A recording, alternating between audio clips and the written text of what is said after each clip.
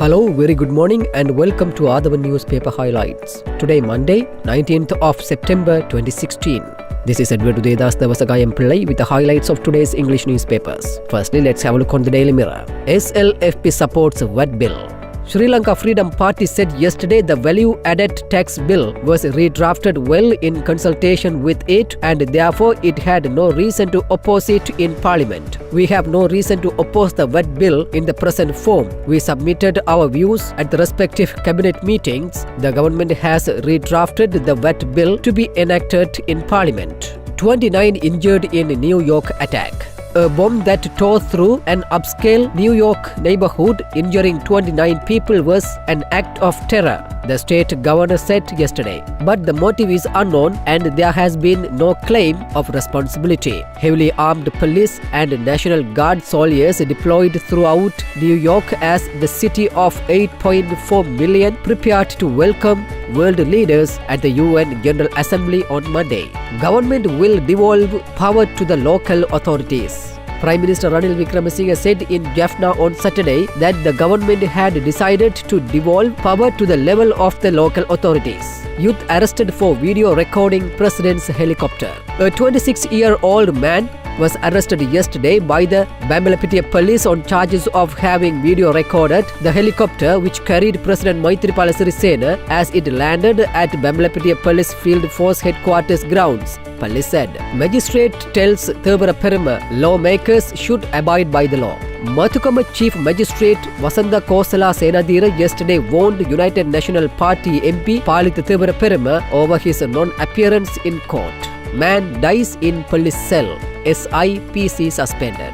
The death of a 30-year-old man while in police custody has resulted in a sub-inspector and a police constable attached to the Pusallava police station to be suspended.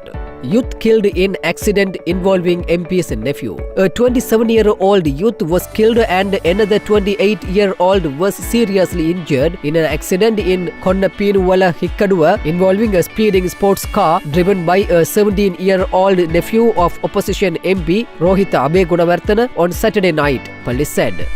Secondly, let's move to daily news. Deliberate New York blast injures 29 people. A deliberate explosion rocked one of the most fashionable neighborhoods of New York on Saturday night.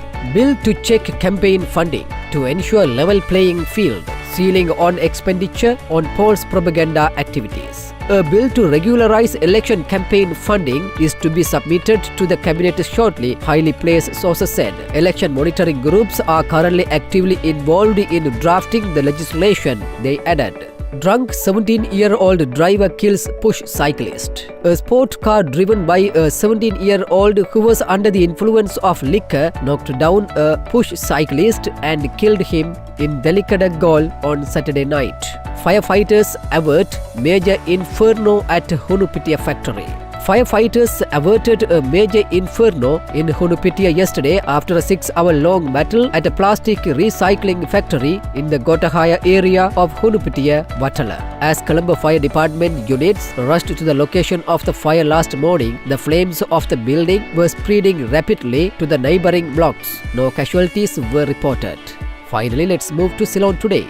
The main headline says, UN General Assembly, President to make impromptu speech. President Maithripala Sirisena, who left the country last morning to attend the 71st United Nations General Assembly to be held at the UN headquarters in New York, is to make an impromptu speech at the assembly. Fiara 6 utilized to smuggle out black money. A systematic racket to smuggle out foreign currency from Sri Lanka earned by illegal means employing local and foreign women is in operation, customs investigations have revealed. Since January, a total sum of over 2,720 billion rupees had been seized from women who attempted to take the money out on 25 occasions, Deputy Director of Customs at Katunayaka told Ceylon today. Those foreign currencies were confiscated and a sum of 36 million rupees was collected as fines, he added. It has come to light the businessmen are transferring these funds to Singapore or Dubai.